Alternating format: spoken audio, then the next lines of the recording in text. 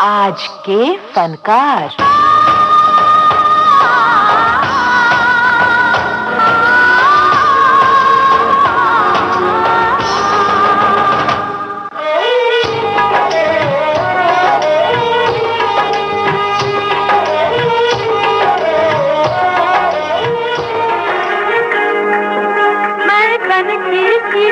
बन के बन बन बोलूं रे, मैं बन की चिड़िया बन के बन बन बोलूं रे।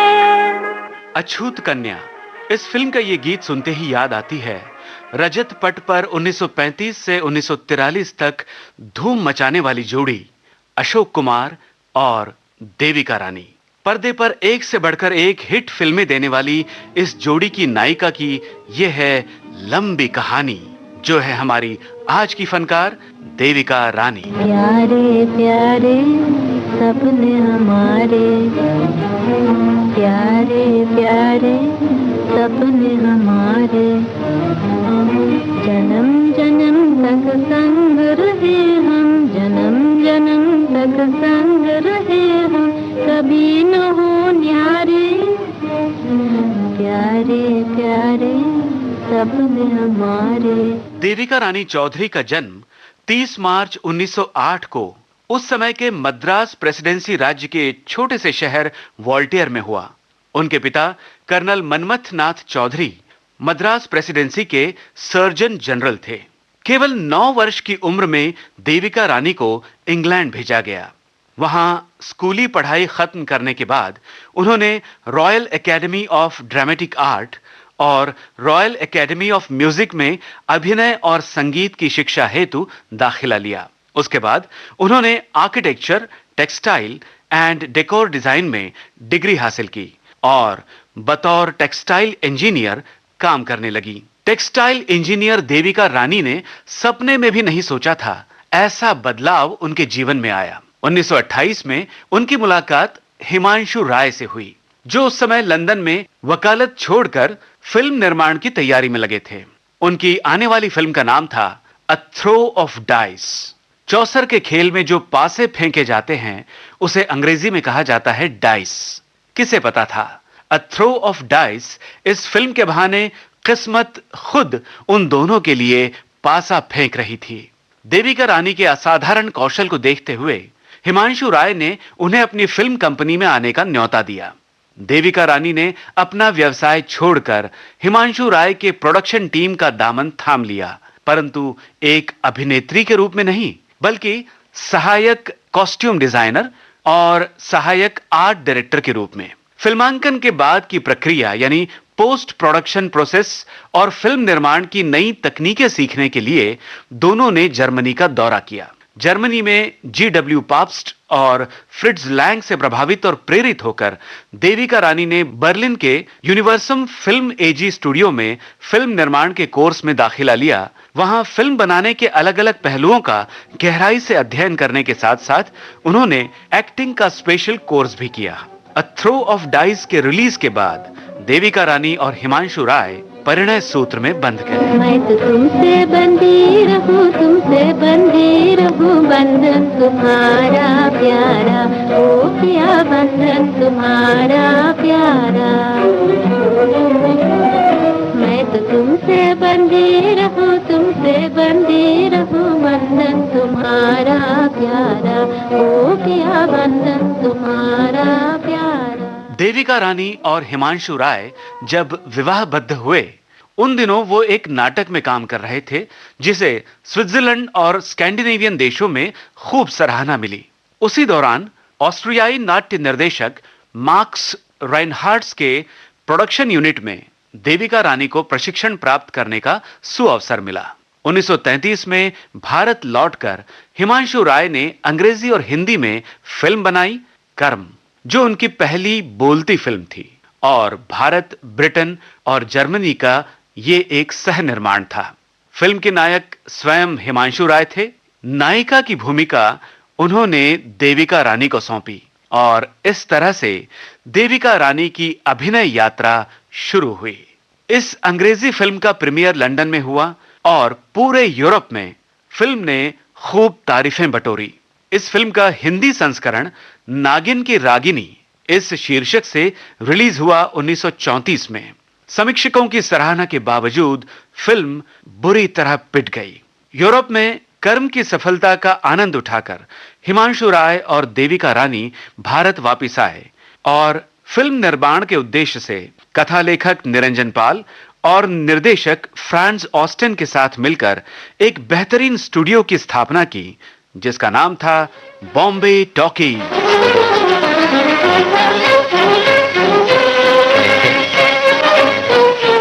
बॉम्बे टॉकीज की पहली फिल्म थी जवानी की हवा, जिसमें देविका रानी के नायक थे नजमुल हसन। इस सिनेमा का पूरा फिल्मांकन रेलगाड़ी में किया गया। अगली फिल्म थी जीवन नैया, जिसकी शुरुआत तो ठीक ठाक हुई, मगर नजमुल हसन और देविका रानी के बीच बढ़ते प्रेम संबंध के कारण इस फिल्म का निर्माण रोक दिया गया। कुछ दिनों बाद हिमांशु राय और देविका रानी के बीच शर्तों के साथ सुलह करवाई assistant sound engineer Shashadhar Mukherjee ने, जो अशोक कुमार के बहनोई हैं। जीवन नैया का जब दोबारा निर्माण शुरू हुआ तो नायक के रूप में शशधर मुखर्जी की सिफारिश पर अशोक कुमार का फिल्म में या कहें फिल्मी दुनिया में प्रवेश हुआ। फिल्म जीवन नैया पूरी हुई। अशोक कुमार की अभिनय यात्रा का शुभारंभ हुआ, जो 5 दशकों तक चला और बॉम्बे टॉकीज की नैया ने कुछ और फासला तय कर लिया। कोई हमदम न रहा, कोई सहारा न रहा, हम किसी के न रहे, कोई हमारा न रहा। जीवन नैया के बाद 1936 में बॉम्बे टॉकीज की अगली फिल्म आई अछूत कन्या। यह फिल्म भारतीय सिनेमा के इतिहास में मील का पत्थर मानी जाती है। उस दौर में प्रचलित सामाजिक असमानता के वातावरण में तथा कथित निम्न वर्गीय नायिका और उच्च वर्गीय नायक की इस प्रेम कहानी से वैचारिक भूचाल तो आना ही था। बहरहाल अछूत कन्या का संगीत भी बहुत हिट हुआ और ये गीत जो हम आपको सुनवाने वाले हैं आज भी बड़े चाव से सुना जाता है।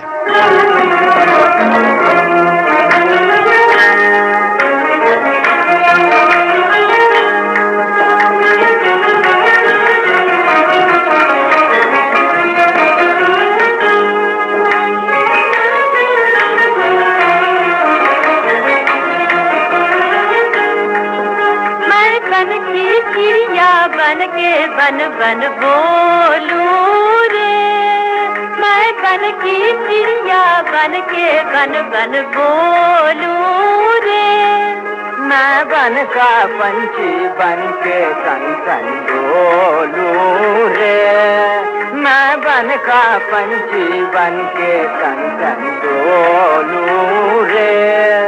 मैं बन की चिड़िया बन के बन बन बोलूं रे।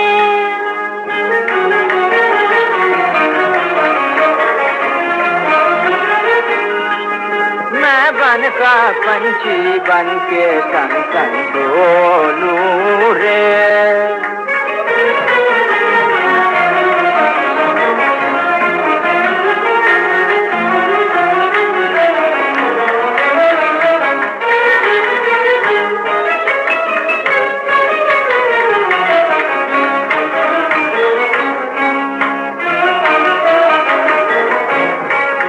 मैं डाल डाल उड़ जाऊं, नहीं पकड़ाई मैं आऊं, मैं डाल डाल उड़ जाऊं, नहीं पकड़ाई मैं आऊं।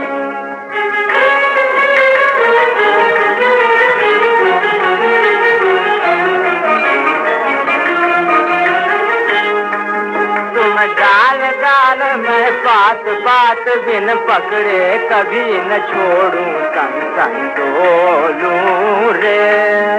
तुम डाल डाल मैं पात पात बिन पकड़े कभी न छोड़ूं सन सन डोलूं रे।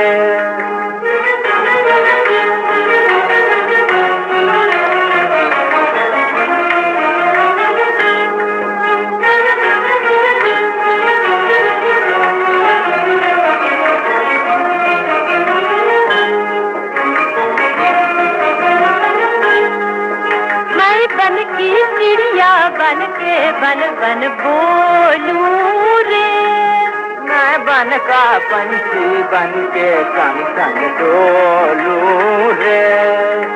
अछूत कन्या से बॉम्बे टॉकीज का स्वर्णिम युग आरंभ हुआ। इस फिल्म के बाद 1937 में बॉम्बे टॉकीज ने जिन फिल्मों का निर्माण किया वे थीं जीवन प्रभात, इज्जत, प्रेम कहानी और सावित्री।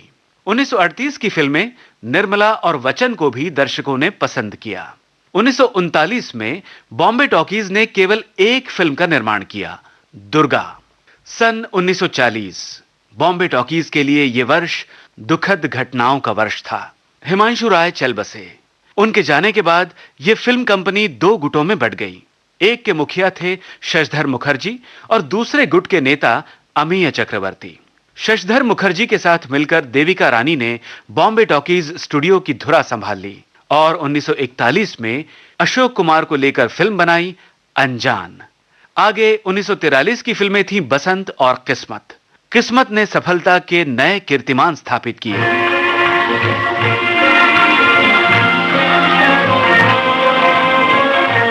धीरे धीरे आ रे बादल, धीरे आ रे बादल, धीरे धीरे जा। मेरा बुलबुल सो रहा है, मेरा बुलबुल सो रहा है, शोरगुल न मचा। धीरे धीरे रात धुंधली हो गई है, सारी दुनिया सो गई है। रात धुंधली हो गई है, सर हिला के कह रहे हैं फूल क्यारी में सो गई, सो गई, सो गई, सो गई लैला किसी की इंतजारी में। सो गई लैला किसी की इंतजारी में। मेरी लैला को बादल तू नजर न लगा, तू नजर न लगा, ओ बादल तू नजर न लगा। मेरा बुलबुल सो रहा है, मेरा बुलबुल सो रहा है, शोरगुल न मचा। धीरे धीरे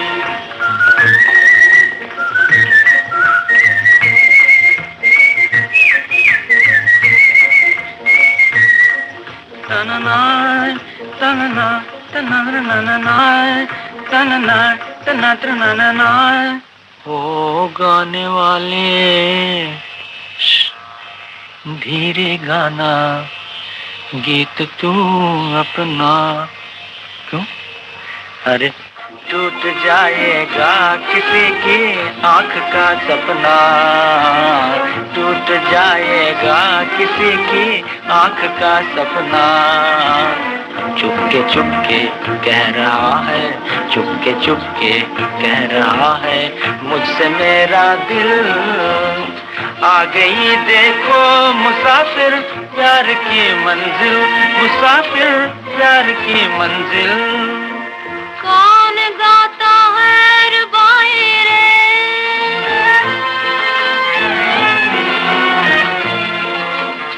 फिर ये किसकी याद आई रे, फिर ये किसकी याद आई रे। किसने पहना दी, हाँ बोलो, किसने पहना दी है मुझको प्रेम की माला। किसने मेरी जिंदगी का रंग बदल डाला, आहा हाँ रंग बदल डाला। तुम कहोगे प्रीत इसको, तुम कहोगे प्यार, मैं कहूँ हाँ मैं कहूँ तो दिल मिले हैं खिल गया संसार। मैं कहूँ तो दिल मिले हैं खिल गया संसार। दो दिलों की ये कहानी, दो दिलों की ये कहानी, तू भी सुनता जाओ बादल, तू भी सुनता जाओ। देविका रानी आखिरी बार पर्दे पर दिखाई दी 1943 की फिल्म हमारी बात में।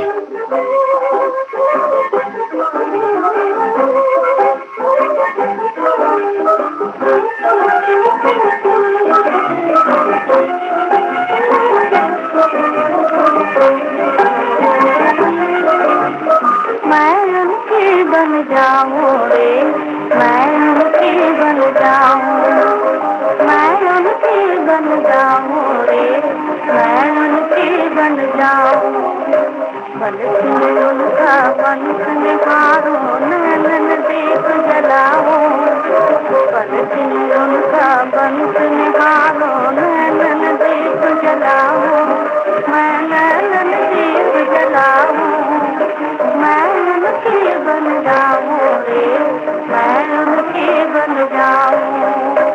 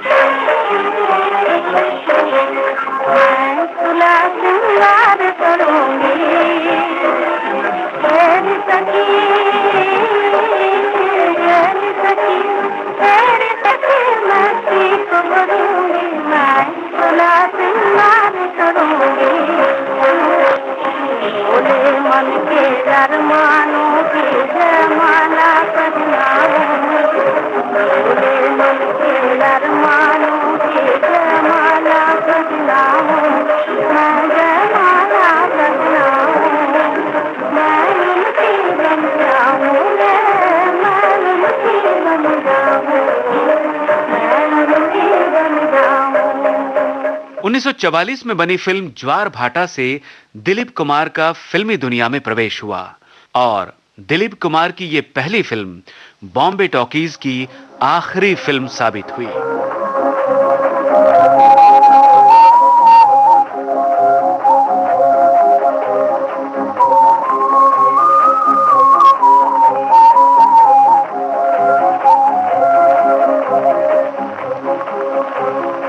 आज की बेला पंछी अकेला, आज की बेला नैनन में दुख रैन अधेरी, नैनन में दुख रैन अधेरी, मन में तूफानों का मेला। आज की बेला, आज की बेला पंछी अकेला, आज की बेला तेरी बिन पतवार की नैया, मिला न मन का मीत गवैया, तेरी बिन पतवार की नैया, बहता चल इधर ले चले, बहता चल, बहता चल, बहता चल तू इधर ले चले, इन चंचल लहरों का रेला। साँझ की बेला, साँझ की बेला पंछी अकेला, साँझ की बेला,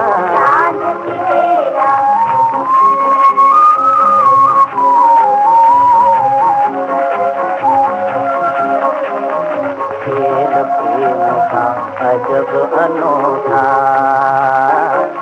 खेल प्रेम का अजब अनोखा, देता मन अपने को धोखा, खेल प्रेम का अजब अनोखा। हार जीत क्या जाने जिसने, हार जीत क्या हार जीत, हार जीत क्या जाने जिसने, खेल प्रेम का कभी न खेला। साँझ की बेला, साँझ की बेला पंछी अकेला, साँझ की बेला, साँझ की बेला। अंतर्गत कलह के चलते शशधर मुखर्जी और अशोक कुमार बॉम्बे टॉकीज से अलग हो गए और उन्होंने फिल्मिस्तान की स्थापना की। आधारहीन देविका रानी का दिल फिल्मी दुनिया से ऊब गया।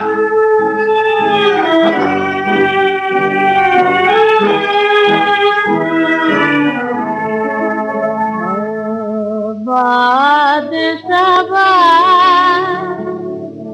निकला किना मेरा दिल को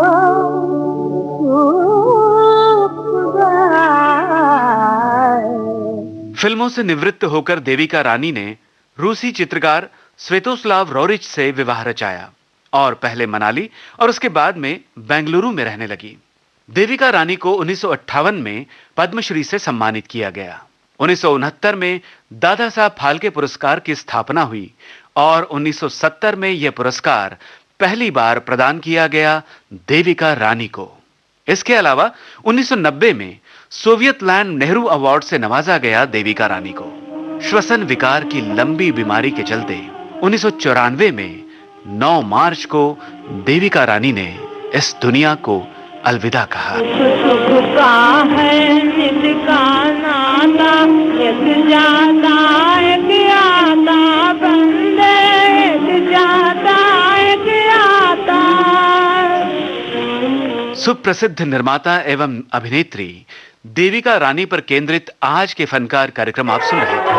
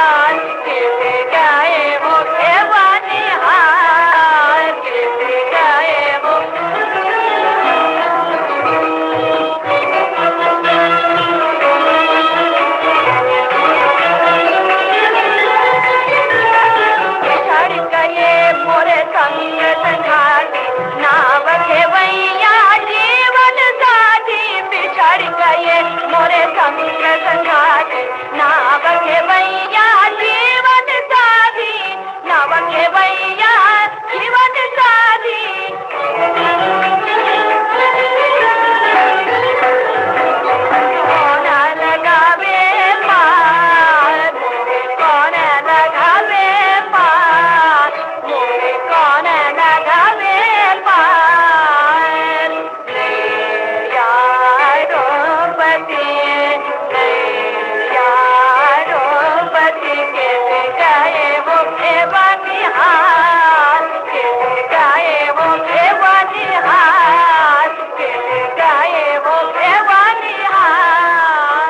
आलेख और स्वर जयंत पात्रीकर। प्रस्तुति सहायक आकांक्षा सिंह। प्रस्तुतकर्ता रमेश गोखले। अब इजाजत दीजिए।